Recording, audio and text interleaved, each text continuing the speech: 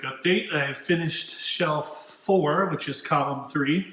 You see I've got the 6 switch boxes here for column 3 over there, right there. That is all done and completely wired up now, so everything works.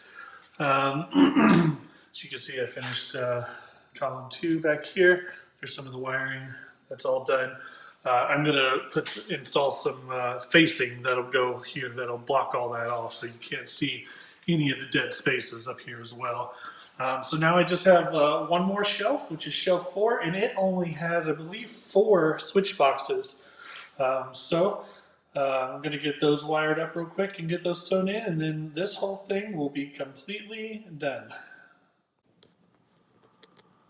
Okay, well, I am done wiring all 4 shelves. You see shelf 1 up there, then the smart shelf, and then 2, 3, 4. I've laid out the shelf 4 spaced equally the way you see it now.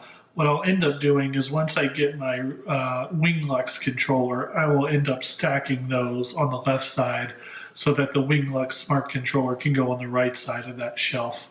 But for now, until I find that, I'm going to give them plenty of room to breathe. Everything's all wired up and done, so now I'm just going to add a little facing facade to clean it all up. Alright, so this is where I'm going to end this video. You can see I've started to put on the facing. I've covered up all the big spaces. I haven't decided if I'm going to do blocks for these spaces. I think I'm going to have to leave those open if for no other reason but airflow. So this might be the finished version of this for now, but I just wanted to show you guys. This is the finished version. Well, that's it, everybody. That's the end of the 4-part series on how I wired this entire thing up and got it up and running. You guys have been here with me from the very beginning. You saw the time lapse of when I hung all these on the wall with the shelving. You started this series of videos when I had nothing in that control box back there. You guys kind of rode with me through the whole thing and as I figured it out and as I did it. So I hope you've learned something. I hope that you have gotten some ideas maybe for your own collections as you start to grow your collections and figure out how you want to power them. I know it's a question I get asked all the time, how is all this powered? So I hope that has answered some of these questions. It did end up being about 6,200 feet of wire altogether and somewhere in the realm of 750 or so of those yellow blade connector plugs. And it was a lot of work. 4 power supplies, as you saw, 40 total bars that I have now, all wired up, all completely ready to go. So it's been a lot, but I like the way it turned out. I hope you guys like the way it turned out.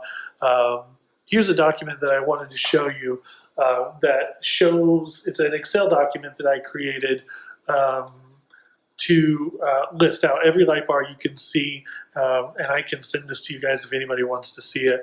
It just kind of shows how I kept track of everything, what wire on the light bar goes to what wire on the controller and what that function is and what switch box it goes into, because each switch box was numbered. That way when I get everything pulled and over there, I knew what was what and where, what went where, and when you were pulling that many feet of cable, this thing was a lifesaver. And I also have another sheet that shows that I use for maintenance, so I keep track of which ones have been cleaned and tested and all that, which ones still need a little bit of TLC and that kind of thing. So yeah, so that's it, guys. I hope you've enjoyed it. Like I said, I hope you learned something. Please, if you get a second, just take 1 second right below this video, click this red subscribe button, and then click that notification bell. When you click that bell, that means when I post a video, you get an email. That way you don't miss it, and that helps me kind of keep this whole thing going. So thanks for taking the time. I hope you guys enjoyed it, and thanks for watching Adam's Lights. Catch you on the next one.